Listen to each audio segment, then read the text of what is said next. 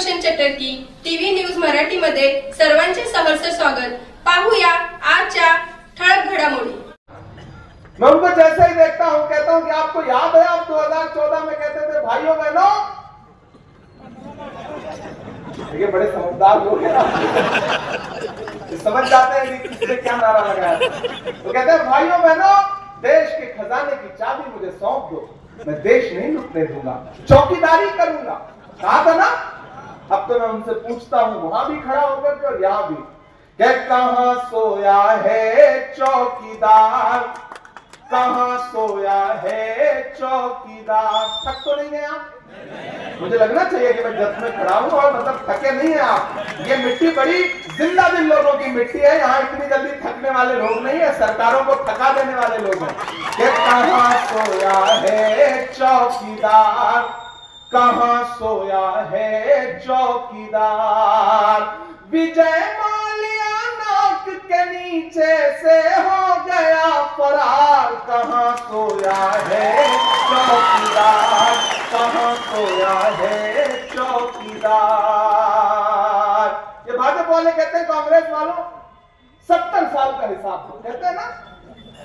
जब वालों जो भाजपा सरकार अपना चलाया हुआ 2000 का नोट 7 साल नहीं चला पाई, वो हमसे 70 साल का हिसाब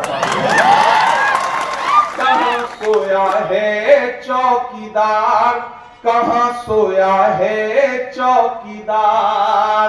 गैस सिलेंडर की कीमत भी 1000 के पार, कहां सोया है चौकीदार, कहां सोया है चौकीदार। के चाय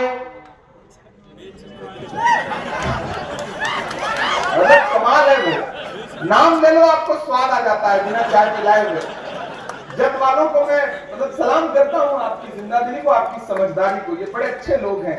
मैं विक्रम भाई से मिला था तभी मैं समझ गया था कि ये जहां से आते होंगे वहां के लोग तो और अच्छे होंगे, इसलिए मैं आपको चाय बेचने वाला पूरा भारत बेच रहा है।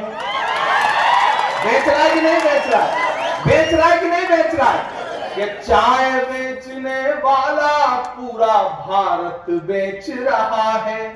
इसी काम में हासिल उसे महारत बेच रहा है। कि रेल बिक गई, तेल बिक गया, बिका हवाई अड्डा। अगली पंक्ति में एक नाम आएगा और आपको स्वाद आए उस नाम का ना, तो फिर आपकी तालियों का शोर पूरे महाराष्ट्र में जाना चाहिए।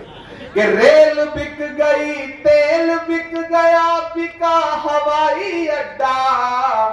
सब कुछ बिकता देख के खुश हैं अपने जेपी नड्डा। कि जनता महंगाई की मारी, हमसे बहुत दुखी रहते हैं आजकल भाजपा वाले।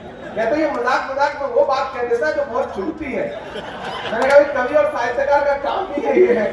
जब जब हमें लगेगा कि राजनीति जो है वो शुचिता और पवित्रता के मानदंड से हट रही है, तब तब हम कलमकारों की जिम्मेदारी है कि हम आईना दिखाएंगे, हम आपको आपके चेहरे के सामने आईना दिखाएंगे, ये हमारी जिम्मेदारी है। कि जनता महंगाई की मारी, जनता महंगाई की मारी करती हाहाकार, कहां सोया है चौकीदार, कहां सोया है चौकीदार। यवतमाल का वो दाभड़ी गांव अब प्रधानमंत्री जी को याद भी नहीं है, जहां वो आए थे किसानों के साथ चाय पर चर्चा करने। आज उसी गांव में महीने में सैकड़ों लोग आत्महत्या कर रहे हैं उसी जिले में। बातें अलग हैं, ये लड़ाई बहुत महत्वपूर्ण है। याद करिए 2024 का लोकसभा का चुनाव और भाजपा के नेताओं के भाषण उठा के देख लीजिए। मैं तथ्यों के साथ बात करने वाला व्यक्ति हूं। भाजपा के नेता चाहे अनंत हेगड़े हो, चाहे लल्लू सिंह हो, चाहे अरुण गोविल हो, चाहे दिया मिर्धा हो, एक बात थी कि हमें बहुमत दीजिए, हम संविधान बदलेंगे। वो तो भला हो भारत की जनता का कि जिसने 400 पार का नारा लगाने वालों को ला करके 240 पे ऐसा पटका कि अपने अकेले के पैरों पे खड़े नहीं हो पाए। 2 बैसाखियां उधार लेनी पड़ी। एक बिहार से, एक आंध्र प्रदेश से, एक चंद्रबाबू, एक नीतीश बाबू, एक भी बैसाखी छिटकी सरकार की सांस अटकी।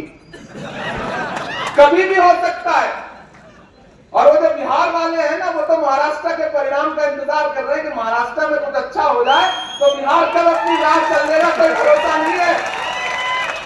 इसलिए आप सबसे अनुरोध करता हूं कि ये चुनाव डॉक्टर बाबा साहब अंबेडकर के संविधान को बचाने का चुनाव। इस चुनाव में आपको आपके मतों को लूट करके सरकार बनाने वालों से बदला लेने का चुनाव है। ये बदलापुर आपको याद होगा, पुणे का गैंगरेप आपको याद होगा, कानून व्यवस्था कहां खड़ी है आपको याद होगा। इस सरकार ने भ्रष्टाचार के सारे रिकॉर्ड तोड़े। इसलिए मैं आप सबसे अनुरोध करूंगा कि भाजपा के लोग, महायुति का कोई भी आए तो उनसे कह देना ये जब्त है। पिछली बार 37,000 वोटों से जिताया था, इस बार कम से कम 51,000 वोटों से जिता करके विक्रम सावंत ऐसे पहुंचाएंगे। पुढील बातम्या पाहण्यासाठी आपले चॅनल लाईक आणि सबस्क्राईब करा व बेल आयकॉन दाबायला विसरू नका।